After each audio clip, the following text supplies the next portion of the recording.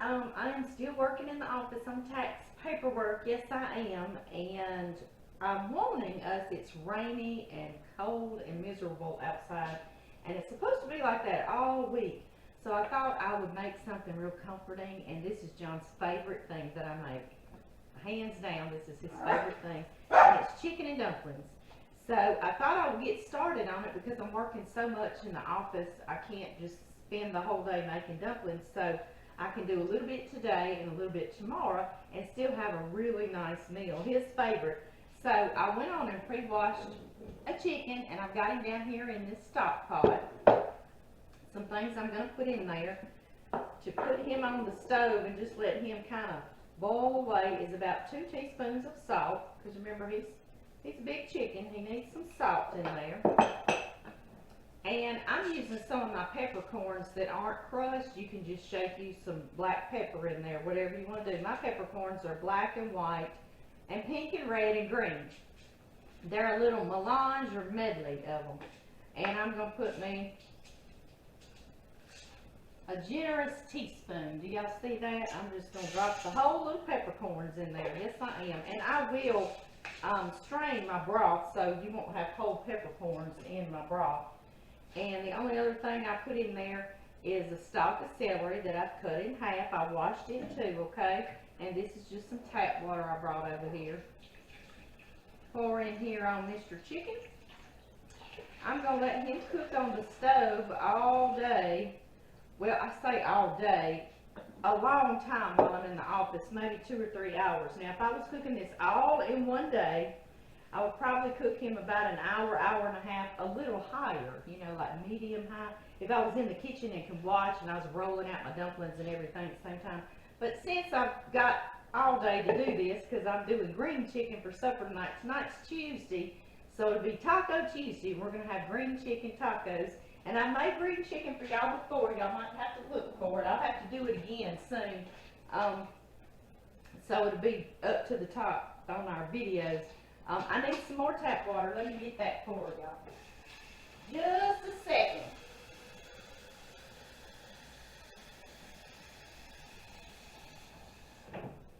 Okay, guys. Sorry I had to leave you. But I'm just going to cover him with this tap water.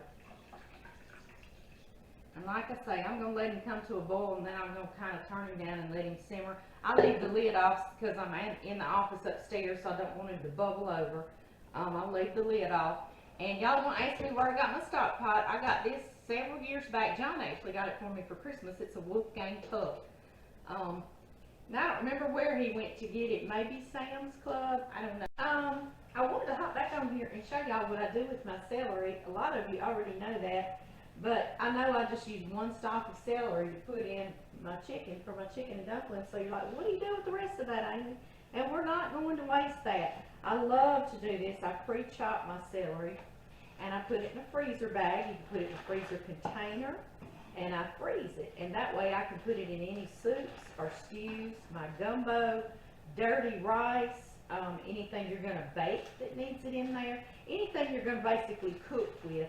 Because then once it thaws, it won't be like fresh chopped celery anymore. It'll be a little watery, but anything you're going to saute or stew or bake, it'll be great in. So we're not going to waste it. I washed it really good. I'm going to chop the bottom of my stalk off. And what I do, I will take my knife. I'm going to come closer to y'all. Daddy's driving up, so Jackson's having a fit. And I'm going to cut into it just sort of at an angle. And do y'all see how I'm pulling the string off of there? I'm going to do that on both ends, just like that. Jax, baby, Mama, open the back door so you can go greet Daddy. Let me show him. There they go. They figured it out. Bless his little heart. He's a nervous little Nelly, isn't he? Anyway, do y'all see these strings I'm getting off of here? You don't want all those strings in your food. No, you don't. And celery has that. So just kind of go in at an angle. Don't cut all the way through. And then pull that back. And go from both ends. And you'll pretty well get them, the majority of them. You don't have to just kill yourself on it, okay? And the inside tenderer parts, they don't tend to have too many, so you don't have to worry so much with those. No, you don't. I put you some of that homemade pizza in the oven, baby. Thank you, darling. From last night. John's working in the shop, maintenance, since it's raining, and that homemade pizza we had last night, we had some left over. That's So gonna he's be come in to eat that for lunch. Yes, he has.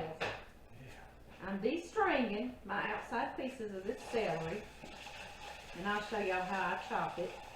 Most y'all like me know how to chop celery, ain't you? I know. But not everybody. Not everybody. And some people like to save the leaves to the celery. That's another thing I was going to talk to you about. All these leaves, they're full of flavor. They are. Now, to taste like just the celery stalk,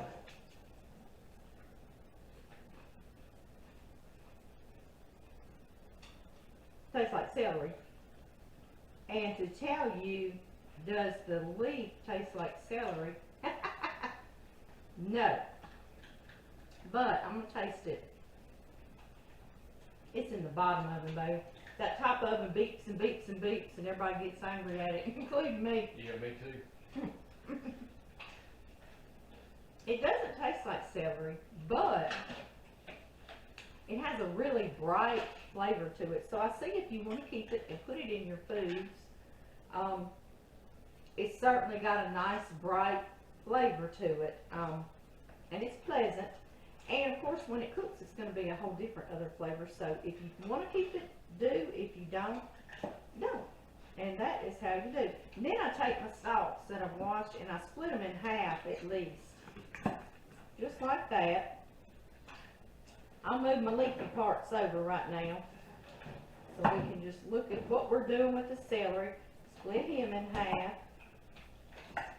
And I split this one in half, just like that. And then I line them all up. And I start chopping down like that. Just like that. Yes, I do. And this way we do not waste a whole bunch of celery just for that one stalk to put in our chicken and dumplings, right? I can make dirty rice. I will make dirty rice with y'all. Haven't done that in a while, and put that in there. Like I say, I cut this up all year, and I'll use it in my chicken and dressing, and soups, and stews, and all kinds of good stuff. Gumbo, yes. We've eaten up all the gumbo that we made back together in the fall, so we'll have to do that again soon. You see this? Now, that is a nice bunch of celery. That's probably a cup and a half of celery that we did not waste, and I write celery on there, and I write the date too, and I'll put this in my freezer. And like I say, then when I get more celery, I'll chop it and I'll add. I'm back. Our chicken went about 2.5 hours. Like I say, if you're going to do this all in one day, about an hour, hour and a half is good.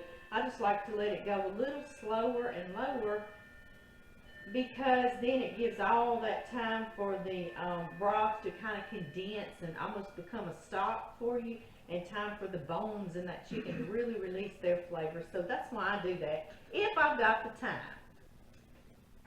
Just like that. Sometimes I do not use a whole entire chicken. I'll do some chicken breasts and some chicken thighs, and I'll just add some chicken broth, like canned or boxed chicken broth too. So you can do that little shortcut if you want to. I'm getting him over here in this casserole dish, so I can start deboning him. I will let him cool just a minute, and I'll start with some big meat forks and kind of spread him apart, and before it's over with, I'll be able to use my fingers and debone on him. I'm going to scoot him kind of out of our way. And then I've got me a big, this is a Pampered Chef, but any kind of container you want to. You could use a tea pitcher if you want to, okay? Something with a lid, but that's just for me to strain this. If I was going to make the dumplings right now, I would strain it in here and pour it right back in here, and we'd start on those dumplings, okay? But y'all know I'm going, I did this today. We're having green chicken tonight, and then we're going to make the dumplings tomorrow. That really just doesn't matter, does it? I just had to tell y'all that, didn't I? Oh, this ain't going to be big enough. I'm going to need 2 containers. That's okay. Not a problem. will not waste that chicken broth. No, we won't. I got another one, a little smaller one. And we'll put that over in there and we'll get the rest of this. Yes, we will. We are not throwing that away. And because I'm putting mine up, I'm going to let this sit out and get real close to room temp while we eat supper, guys, before I put it up. Dump everything down in there. There we go. Okay. Like I say, I will let this cool down a bit before I refrigerate it. And I'm not going to put the lids on real good. I'm going to refrigerate it. I'm going to debone my chicken and get everything put up for the night, and tomorrow Okay, y'all, it's time to get these dumplings rolling and started, isn't it? I've got my 2 things that we strained that chicken broth with, which ends up being about 12 cups. And I'm going to go on and put all that in there. About 12 cups of chicken broth.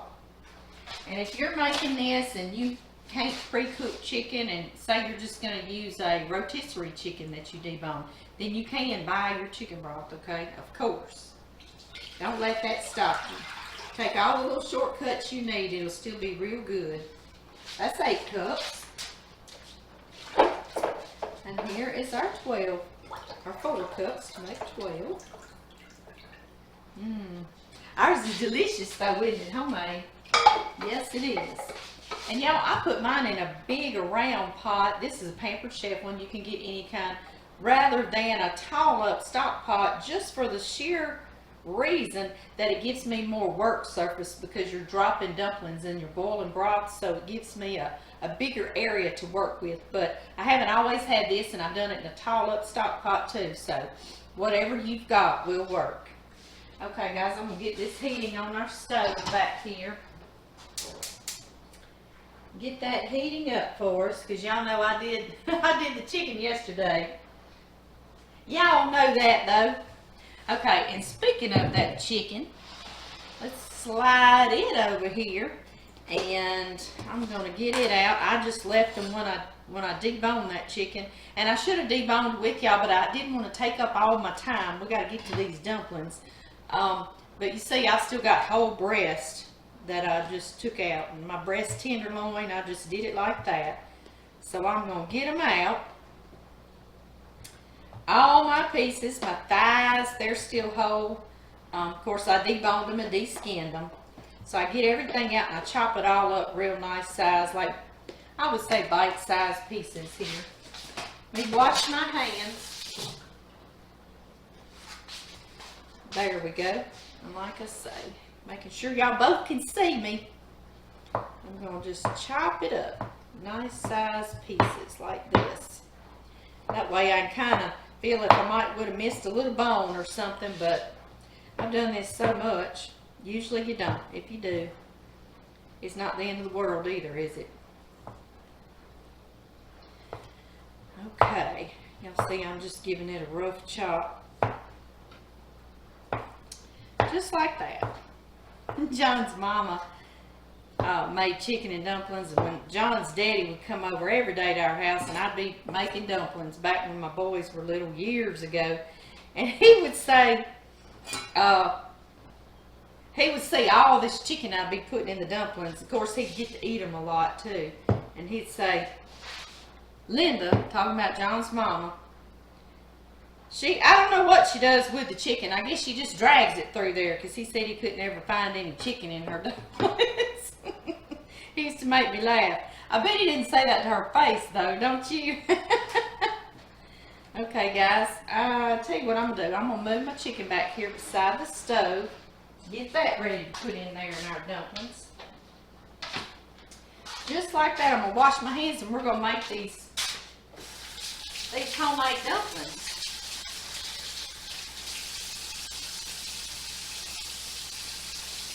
First things first though, let's scoot everything out of the way. Well, I won't right now. We'll do that in a minute. I'll clean this real good. I'll wipe this with soapy water, but I'll show you how I clean it before we make our dumplings on it rolled out.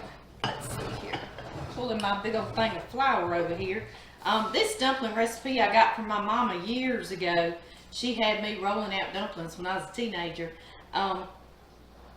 And I think it came from my grandmother. I think this was my grandmother's recipe that my mama would use too. And my mother was a working mama. She worked our whole lives. So she'd get us to do the cooking. And you know what's so ironic about this? I say I got this recipe from my mama, but I never saw her roll out a dumpling. I'm telling off on her. Yes, I am. Oh, goodness. She watches that, she's going to clobber me. Yes, she is.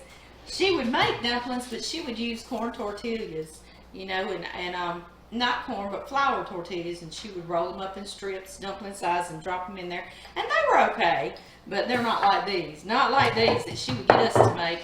Her recipe was her recipe. Oh, goodness. Okay, so we're going to need 1.5 cups of all-purpose flour. Let me get my cup measure out here. And y'all see I always kind of fluff my flour about. I don't want to over measure. I've been seeing on a lot of cooking shows they'll use a scale because it's more accurate. So I got to get me a scale. I'm ready to start doing that right, huh? So what I say, 1 1/2 cups. I'm going to get out a 1/2 cup measure too. That's a 1/3. Where's the 1/2? Okay. It's a different kind of measuring cup, but it is a 1/2. So 1 1/2, and this is all-purpose flour. And I know a lot of you say, could I use self-rising? I don't know, because this way I know how much baking powder and I know how much salt to put in here, and it has no baking soda. So I wouldn't recommend that, okay? I'm sure there's lots of self-rising flour dumpling recipes out there though. So, okay, 2 teaspoons of baking powder, and I use Clabber Girl. And I know I always say it, but I love it. They've got this little piece down here when you're measuring that you can slide your spoon on and get you a nice, perfect measurement. And I said two teaspoons, so that's 1. And there is 2. There we are. Putting everything out of our way as I can. 1/2 teaspoon of salt. A lot of y'all asked me where I got this little salt container, and I got it from LTD Commodities, but it's been about 5 or 6 years ago. But I think some of you have managed to find some. I've also got an amber colored one down in the canning kitchen. All right, put my salt up. 1/2 teaspoon of salt. And then we're going to need 1/2 cup of our chicken broth and 2 tablespoons of oil. So let me get this stuff out of our way. I'll just scoot it on up here. That's good enough, isn't it? All right, guys. Let's see. I said 1/2 cup of broth. Get my little liquid 1/2 cup measure. And I'm going to get me some chicken broth. And if you don't have chicken broth to use while you're making your dumplings, my mother always told me you could use milk. And I have done that a couple of times, like whole milk, and it was just fine. But we do have all that good chicken broth, so let me get 1/2 cup of that. Let's see here, guys. It's already starting to warm up back here. Put that down and make sure I'm accurate.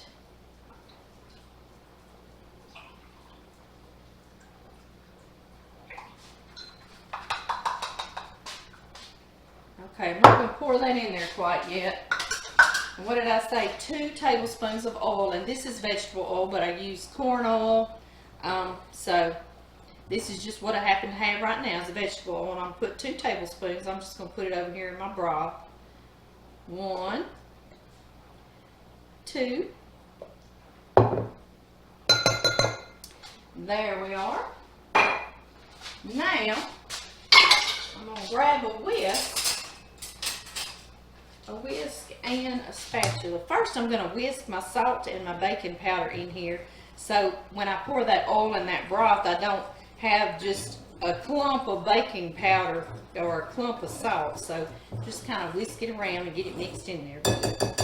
Y'all know just what I'm talking about, don't you? You do. Okay, now we can kind of pour this around in our bowl. I'm gonna get all of that. Y'all knew that too.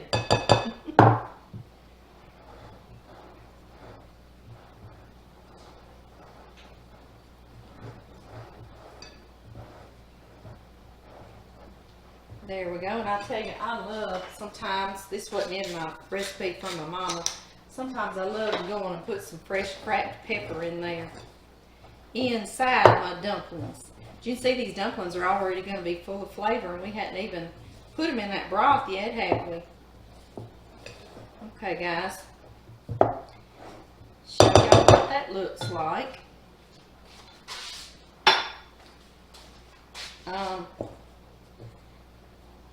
It's nice and warm from that broth. Just about like this, y'all. See that? He's very easy to work, I guess is what I'm trying to say. That's what I'm trying to say. Right? Alright, y'all. This is something that I do. Wipe my hands off real quick. This is something I do on my work surface. Like I say, I wiped this earlier with a soapy dishcloth out of my soapy water there.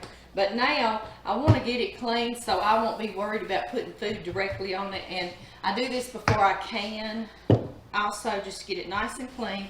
And this is a real good thing to use, is vinegar, because even if it gets into your food, it doesn't hurt a thing. It's edible. And vinegar dries and you can't smell it or anything. I know it doesn't smell pleasant to begin with. And I'll take a dry, clean cloth and I'll just wipe my counter down. John worked at our local poultry factory for 20 years, and they actually cleaned with this a lot in the chicken factory, and it had better results than some of those high dollar cleaning things that they ordered. So I like that because it's food friendly, and I'll even take it and I'll clean on my rolling pin. This is a French rolling pin. As a matter of fact, my grandmother's rolling pin is down in my canning kitchen. I usually use it, but it doesn't matter. Either one will work. I've got another one. I love to use one with the handles on it when I do dumplings. Let's get this one out. It's real pretty. It's a ceramic one I got years ago with apples on it. Isn't that pretty? I used to have it hanging in my kitchen when I lived in my double wide. John and I raised our boys there, and I had it hanging in my kitchen. I had apples all in my kitchen. So we'll use him. He's pretty, and he's like my grandmother's that has the handles on there. Okay, guys. Let's get our dumplings out now. I'm going to come over here, and I'm going to get a little bit of that flour right out of our canister there. And if you don't want to work right on your countertop, then you can, whatever you use, a huge cutting board, whatever you want to use. There we go. When my boys were little, they would want to try to help me cook. And Blake, my oldest son, he came to me one time. A lot of y'all have heard this story, but I love it. He said, "Mama, can I roll out the dumplings?" And I said, "Sure." So I tried not to discourage my boys in the kitchen, so I would let them cook. And I know they make a mess and may not do everything quite right, but I didn't want to say no. Well, it turned out, Blake got over there and he was rolling on these dumplings.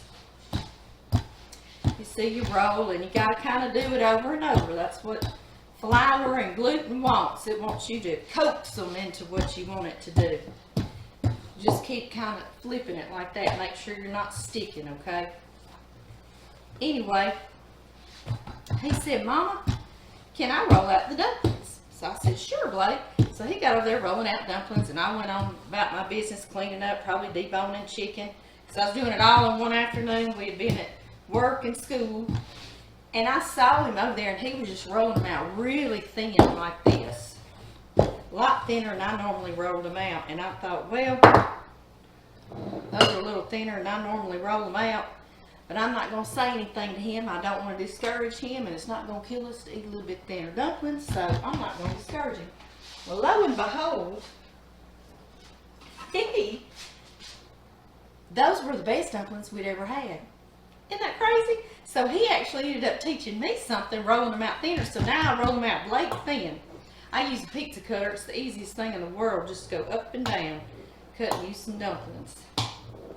Whatever size you want. Mine are maybe 1.5 inches, maybe 2 inches wide, like that. And then come back across. And I cut mine 3 to 4 inches long. Some people just do squares, but I do about 3 to 4 inches long. Like I say, there's no set way. I love to put mine on a tray that I can just move over there by the stove. Oh boy. Well,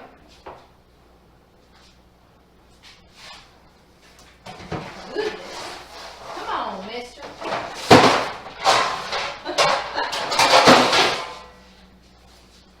Gracious, y'all. He was in a bind, didn't want to come out of there. Then you just use like a spatula and kind of scoop them up. Another thing I'll do, I'll sprinkle a little flour here on my pan just so they won't stick, like that. Nothing fancy or special. And then just start laying them out here. Just like that. I usually make a double batch, so I'm going to do that, guys. Yes, I am. I won't make y'all watch me make that second batch because I want us to have enough time so nobody cut the audio off on us, huh? I know it. So y'all see what I'm doing. I'm laying them on this cookie sheet. I'm going to mix me up a double batch of these dumplings. And then I'll get y'all over here by the stove and we'll put them together. Alright, y'all. Okay, y'all over here by the stove with me. Y'all see we've got our broth that's at a nice rolling boil. If you turn it back up on high, it just gets real crazy. So I got it up high and I've turned it down just to medium high. Just keep a nice rolling boil on it. So now I just start adding my dumplings. 1 or 2 at the time. Just like that. Get them in there.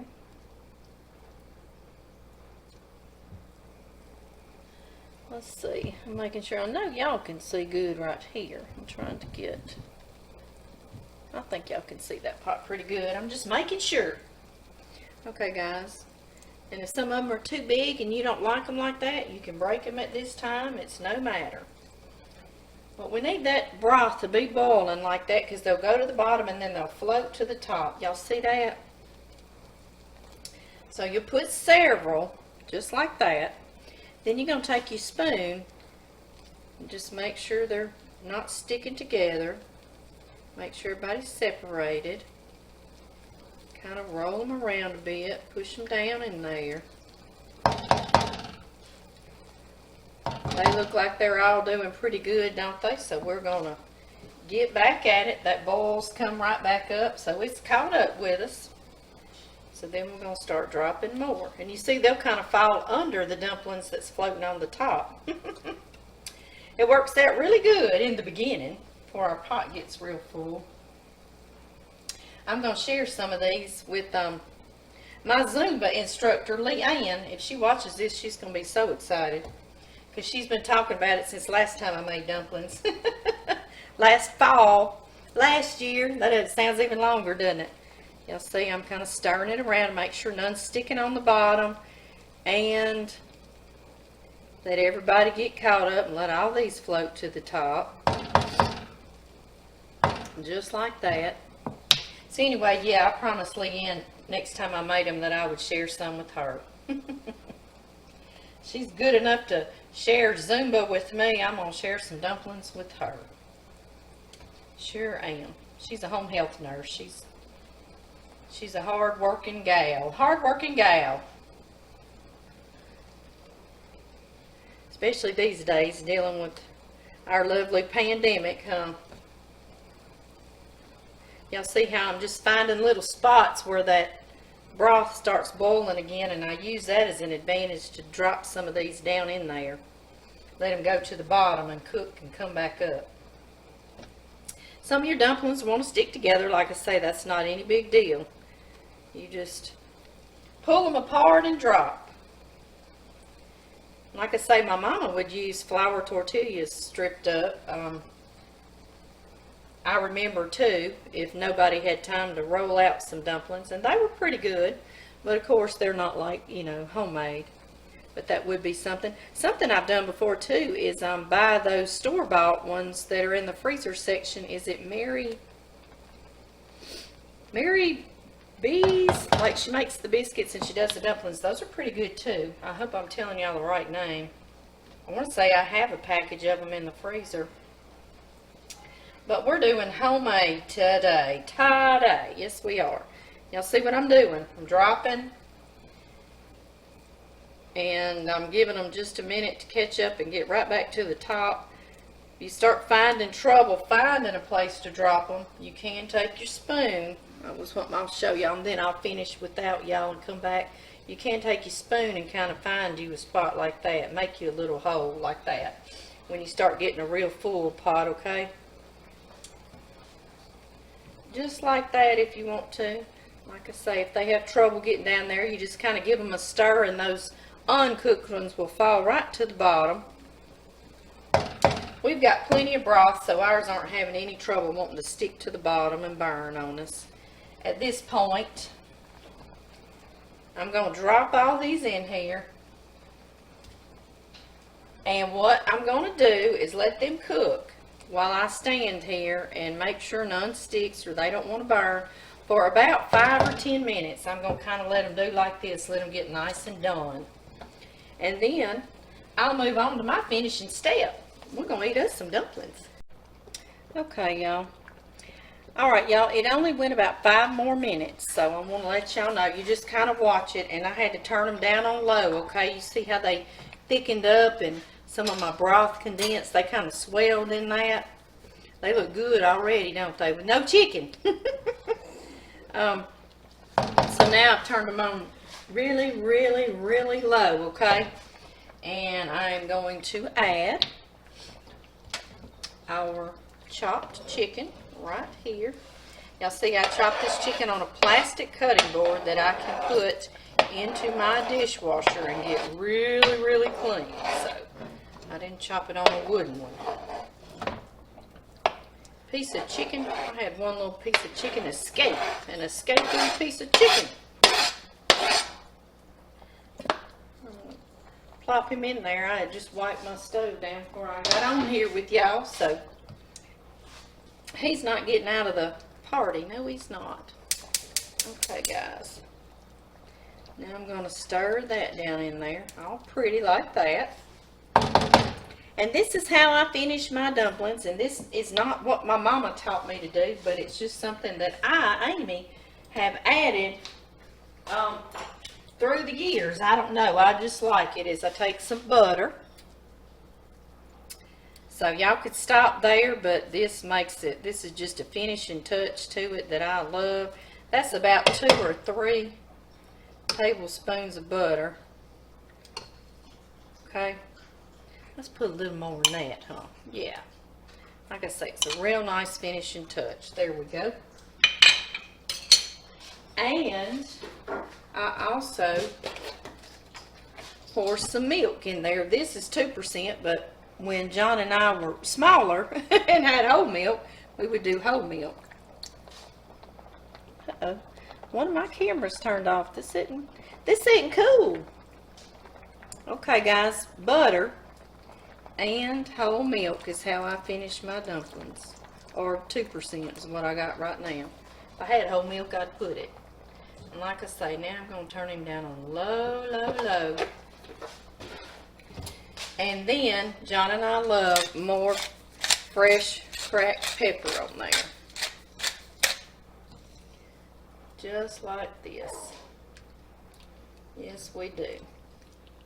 We added that chicken. One of my little cameras, you right here, had turned off, so I hope it showed you, but I just added that chopped chicken in there. That's all I did, in case you weren't off and didn't didn't record that. I don't know.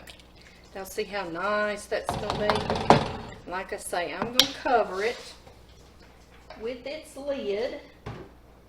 I've got lights and cameras and everything else where I can't open my drawers. Gracious. Anyway, here we go. We'll cover it with its lid, like I say, on really, really, really low, because you don't want your dumplings to stick on the bottom, because this is at the point they'll burn on you, so it's very, very tedious. So if you've got a burner that's got low, low, low, a good thing you can do right now is you can put this in a crock pot on warm or low, on warm, and they'd be great. But John and I are going to eat for a little while. I'm going to make a pan of cornbread. Y'all seen me make cornbread, and I'm going to do us some purple hull peas. So that's what we're going to have with our supper tonight. I'll see you guys later. All right, guys, here you have it. Chicken and dumplings. There's some of that cornbread I've made with y'all before, and some purple hull peas. John's gonna bless it for us, and we'll eat. Dear Heavenly Father, I just thank you so much for this meal, for this day. Lord, please just watch over us. Lead, guide, direct us, Lord. Just keep us safe. Keep the devil from us, Lord. Please just be with the people in our prayers. Be with our nation. We love you so much, and thank you again, Lord, for the day. In Jesus Christ's name I pray. Amen. Amen.